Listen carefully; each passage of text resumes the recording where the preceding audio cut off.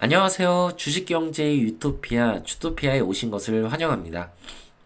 자, 오늘도 제가 목은 좀 좋지가 않으니까 좀 이해해 주시길 바라고요. 자, 오늘 제가 8월 1일 날 이 영상을 올린 이유는 이제 8월과 이 9월이 증시의 미래를 결정하는데 매우 중요해요. 매우 중요한 달이에요. 그렇기 때문에 제가 또 영상을 안 올릴 수가 없고 또 이제 제 구독자가 이제 정체가 돼 있었는데 그동안 이제 구독자가 증가하지 않고 정체돼 있었는데 지금 이제 구독자가 다시 늘기 시작했잖아요. 한 50명은 나갔어요. 예, 그때 이제 나갈 사람 나가라 제가 얘기하니까 이제 50명 정도가 나가고 50명이 다시 들어온 거예요. 50명 이상이. 그러면서 나가고 들어오고 이렇게 반복하면서 이제 제 구독자가 정체가 돼 있었던 거거든요. 이제 나갈 사람은 다 나갔으니까 이제 다시 이제 이야기를 하고 싶은 거죠, 저는. 이제 원래 이 영상을 좀 더 빨리 찍으려고 했는데 이제 그걸 좀 기다리고 있었어요. 결국에 코스피는 3천을 갈 것이다. 예, 사실 제가 지금 3천을 간다라고 이야기를 하는 거지만 3천이 아니라 더 가요. 근데 주식은 100%가 없기 때문에 우리 이제 올해의 전망이잖아요. 그러니까 3천을 못 갈 리는 없다라고 판단하고 제가 3천을 찍은 겁니다. 아시겠죠? 결국 어, 개인 투자자들이 지금 어떤 식으로 매매를 하고 있는지 제가 말씀을 드리면요. 제가 이제 쭉 관찰을 할 거 아닙니까? 개인 투자자들은 딱 세 가지 부류로 나눕니다. 무한 상승론자. 그냥 에코프로 하는 거야. 그냥 전기 배터리 하면 장땡인 줄 알고 또 운으로 돈 번 사람들이 있어요. 전기 배터리로. 이런 사람들은 한번 자기가 생각한 그 종목은 무조건 갈 거라고 확신을 하고 맹신해서 언젠가 깡통을 차게 됩니다. 자, 요런 이제 상승론자에 미친 사람들이 있고요. 자, 두 번째는 하락론자. 그냥 무조건 다 망한다.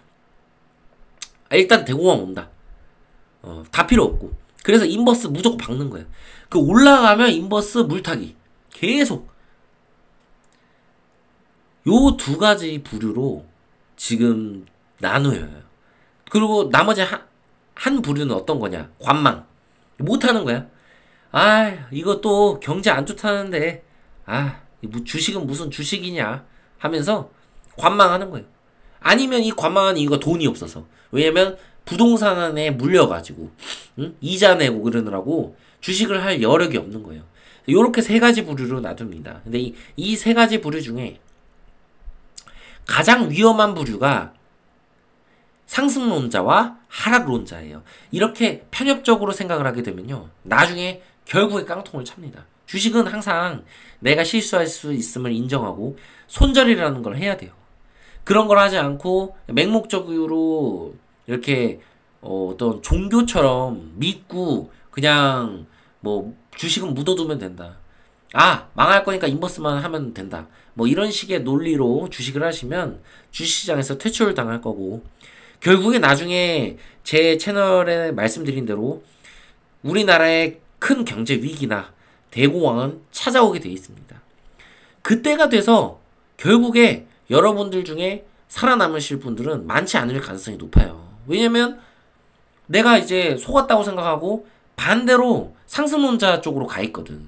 나중에 그렇게 될 거거든. 그래서 내가 이 채널을 이제 이렇게 영상을 만든 이유도 결국에 그 할아버지 같은 그런 말도 안 되는 유튜버들이 하는 얘기 듣고 정말 그 막 뭐 후원도 해주고 이렇게 정말 커피값도 뭐 이렇게 주고 이렇게 하는데도 그 사람은 여러분들을 속이고 있다라는 생각 자체를 하지 않는 거죠. 그렇게 하시는 분들 정말 좋으신 분들이고 정말 팬심으로 그렇게 하는 건데 그런 것들을 악용해서 자기의 이득만 챙기려고 하고 그런 유튜버들이 너무나 많기 때문에 제가 이렇게 유튜브를 운영하면서 이렇게 실질적으로 어떤 시장의 뷰가 맞는지 안 맞는지를 보여드림으로써 제 실력을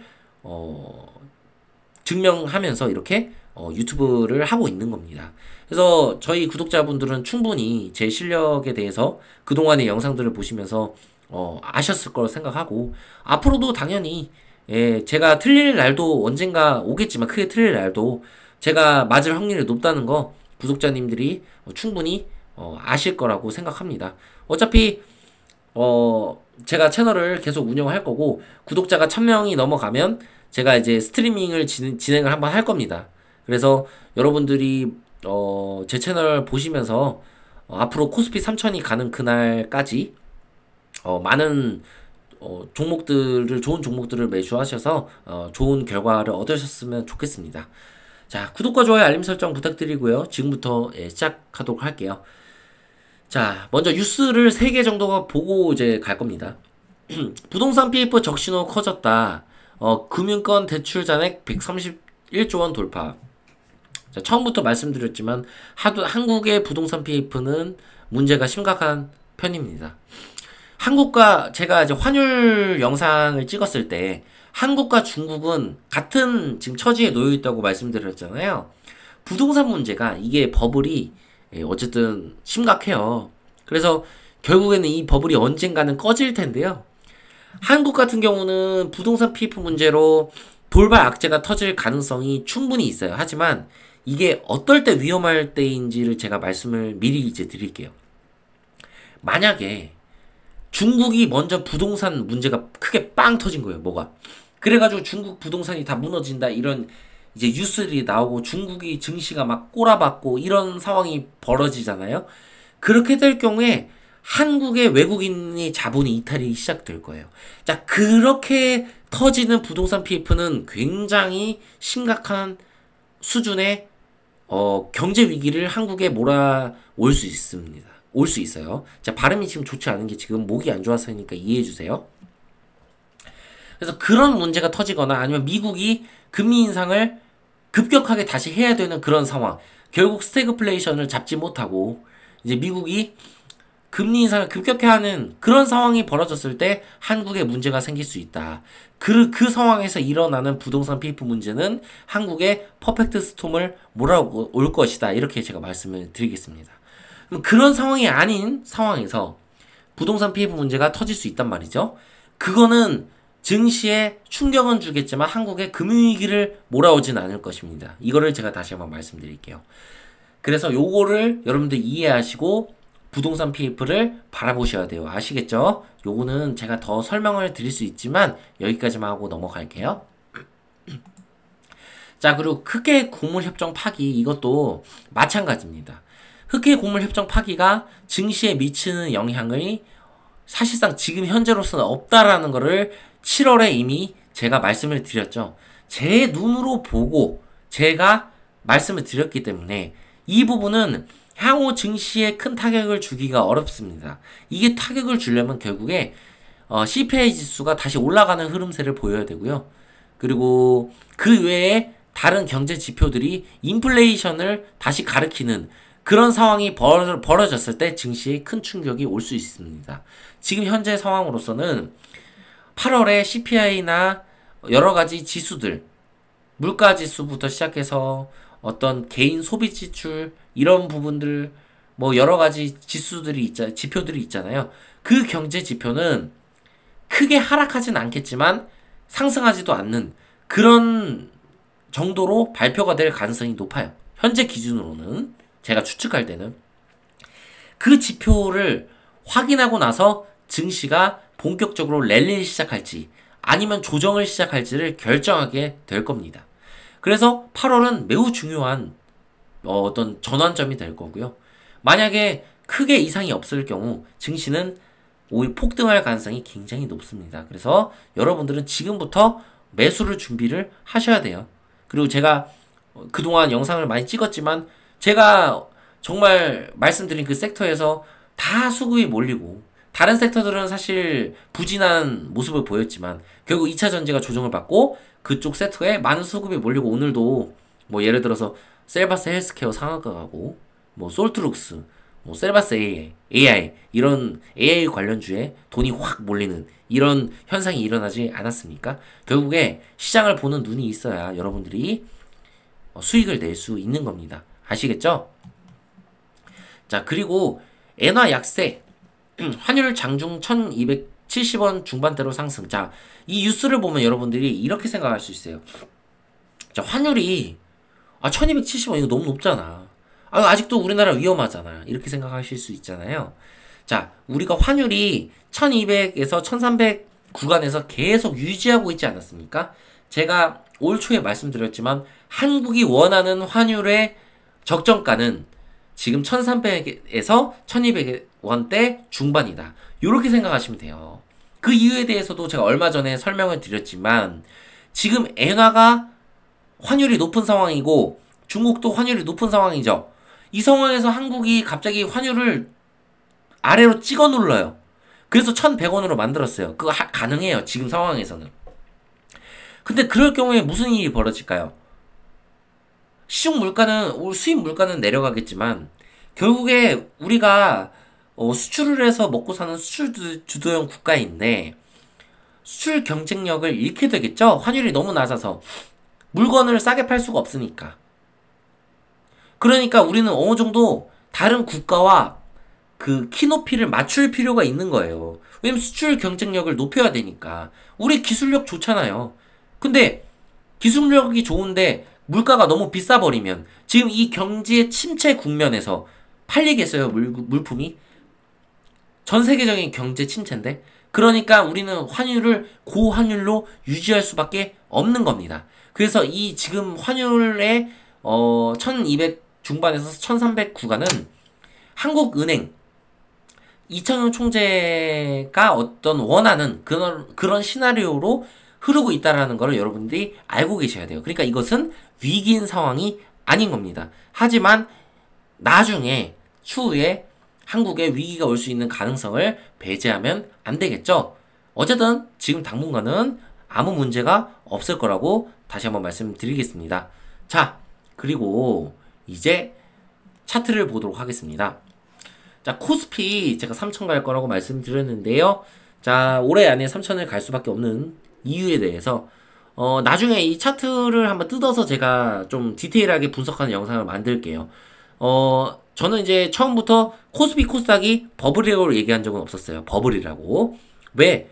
나스닥은 사실상 좀 과열인 상황이지만 한국 증시는 사실 조금 저평가돼 있어요, 여러분들. 그거 아셔야 돼요. 한국의 부동산은 버블이다. 하지만 한국의 주식은 저평가돼 있다. 이거를 여러분들이 꼭 새겨 들으셔야 됩니다. 자, 제가 간단하게 요거 하나만 설명드릴게요. 여러분 2011년 가격이 코스피가 2200선이에요. 그쵸? 최고점이 2229입니다. 즉 2200포인트가 좀 넘어요. 근데 지금 우리가 선진국의 반열에 올라 있는 상태예요. 이때는 우리가 선진국이라고 하기에는 참 약간 애매한 상황이었잖아요. 리먼 브라더스 사태 일어나고 나서. 자, 이때가 코스피 지수가 2200인데 아니 10년이 넘게 지났는데 코스피 지수가 2600밖에 안 돼요, 여러분. 계속 박스권에 머물렀다는 얘기예요. 그게 무슨 얘기냐? 지금의 한국의 증시는 전체적으로 저평가되어 있다는 얘기예요. 2018년 코로나 위기가 터지기 전 이때 정도 수준밖에 안 돼요, 지금 증시가. 응? 우리가 이게 3000까지 올라서 3300까지 올라서 엄청 많이 올라와 있어 보이지만 실질적으로는 그렇지 않다라는 거 여러분들 말씀드리고 있는 거예요, 지금. 이게 높아 보이지만 높은 게 아니에요. 그래서 한국 같은 경우는 결국에 나스닥 증시가 정고점을 돌파하는 순간 그때부터 한국은 엄청난 랠리를 보여줄 가능성이 높아요. 아마 나스닥 지수가 정고점을 넘는 순간 한국의 바닥이었던 종목들도 같이 함께 오르게 될 거예요. 아시겠죠? 그래서 우리가 3천은 충분히 도달할 수 있다. 올해 안에. 그 정도의 상황이다라고 여러분들한테 말씀드리고 싶습니다. 그리고 이 3천을 찍기 위해서 반드시 필요한 것은 삼성전자의 상승이에요. 그런데 삼성전자는 3, 4분기에 폭등을 할 가능성이 굉장히 높습니다. 예, 제가 충분히 말씀드렸죠? 삼성은 지금 AI 반도체 쪽을 시장을 공략하고 있어요. 결국에 AI 관련 쪽이 앞으로 시장이 커지면서 삼성이 그쪽으로 눈을 돌리면서 결국에 어떤 반도체의 패권을 다시 뺏어올 가능성이 굉장히 높다라고 우리가 생각할 수 있어요. 하지만 TSMC라는 경쟁 업체가 있기 때문에 그 변수는 있겠지만 삼성의 기술력을 우리가 무시할 수는 없거든요. 그래서 이런 부분들을 우리가 고려했을 때 삼성이 올라가고 전체적인 반도체 지수가 종목들이 올라가면서 시장을 이끌고 아주 건강한 상승, 그동안 전기 배터리의 어떤 버블로 인한 상승이 아니라 반도체가 다시 주도하는 그런 시장이 오면서 코스피는 3000을 돌파하고 머지않아 전고점도 돌파할 가능성이 너무나도 높습니다. 근데 여기가 3000에서 좀 애먹을 수는 있어요. 여기 거래량이 좀 많이 터졌잖아요. 이 구간에서 조금 애먹을 수는 있어요. 3000에서. 하지만 애먹더라도 결국에는 여기에 있는 매물을 소화하고 다시 한번 3000을 돌파하고 더 나아가서 호황장이 올 가능성이 굉장히 높은 상황입니다. 현재 상황에서는. 하지만 우리가 무조건 낙관만 하면 안 되는 게 일단 3000을 가고 그 뒤에 상황들이 어떤 상황들이 벌어지고 또 국제 정세는 어떻게 흐르고 있는가 이런 것들을 그때 가서 다시 한번 확인하고 그 다음 지수를 예측하는 게 가장 현명한 방법입니다. 근데 어쨌든 중요한 거는 지금의 시장은 굉장히 저평가되어 있기 때문에 상승할 경우에 좀 폭발적인 상승을 보일 수 있는 그런 시장이 올 하반기에 일어날 수 있다. 이 점을 여러분들이 생각하고 투자에 참고하시길 바라겠습니다. 자, 그래서 우리는 어떤 종목을 한번 관심을 가져야 되냐. 자, 삼성전자 결국에 여기서 큰 조정 없이 제가 봤을 때 심하면 갭도 안 메울 것 같아요, 여러분. 그러니까 갭을 한번 메우고 갈 거라고 생각을 했는데 이게 만약에 8월에 특별한 악재가 없으면 갭을 메우지 않고 그냥 올라갈 수도 있겠다라는 이런 생각도 좀 듭니다. 그래서 삼성전자는 매우 긍정적인 상황이고요. 자, 그리고 우리가 봐야 될 거 한미반도체겠죠? 네, 한미반도체 째려보고 있어야 됩니다. 고수는 한미반도체 다 보고 있습니다. 당연히 저도 한미반도체 보고 있죠. 내일 한미반도체가 과연 어떻게 될지 이번 주에 한미반도체의 한번 그 주가의 변동폭을 한번 여러분들이 보시길 바래요. 어떻게 되는지. 한미반도체는 여러분들이 생각했을 때는 와 이거 진짜 끝 아니야? 야 이거 진짜 어떻게 더 오를 수가 있겠어? 이런 생각을 하겠지만 한미반도체 같은 이런 애들이 단타치기에 단기 매매하기에 진짜 좋거든요. 그리고 갖고 있는 거는 사실 고수의 영역이기 때문에 이것은 쉽지가 않아요. 그러면 우리가 한미반도체를 매수하기가 좀 어렵다면 다른 거 많아요, 여러분.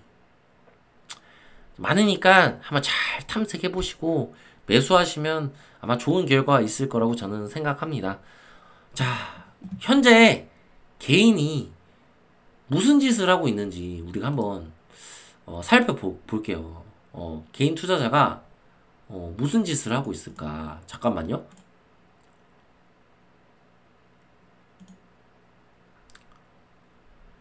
자, 개인 투자자들이 어떠한 짓을 하고 있는지 잠깐만요. 요거 보고 영상 마무리 할 거예요. 자, 코스닥 인버스입니다. 선물 인버스. 자, 인버스 차트 추세 볼게요.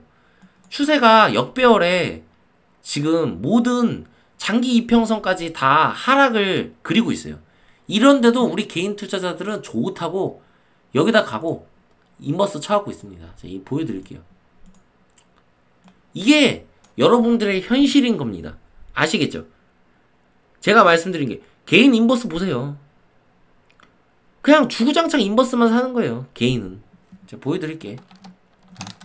주구장창. 망할 거야. 그냥 망할 거야. 3월부터 보자. 그래. SBB 은행 사태 터졌을 때 이때부터 한번 해서 확인해 보겠습니다. 보이세요? 개인은 계속 인버스만 산 거예요. 그냥 앞으로도 인버스만 살 겁니다. 그런 대공황 유튜버들이 하는 얘기 듣고 막 일확천금을 노리는 거예요. 그 할아버지가 뭐라 그럽니까? 여기서 갑자기 뭐라 그러지? 뭐 5천원 갈 거라고 코스닥 인버스 막 이런 얘기 하지 않습니까? 저 이해가 안 되는 거예요. 차트를 그렇게 잘 보는 사람이 지금 아니 장기 이평선까지 지금 다 돌아간 상태에서 어떻게 그런 얘기를 할 수 있는지 이해가 안 되는 겁니다.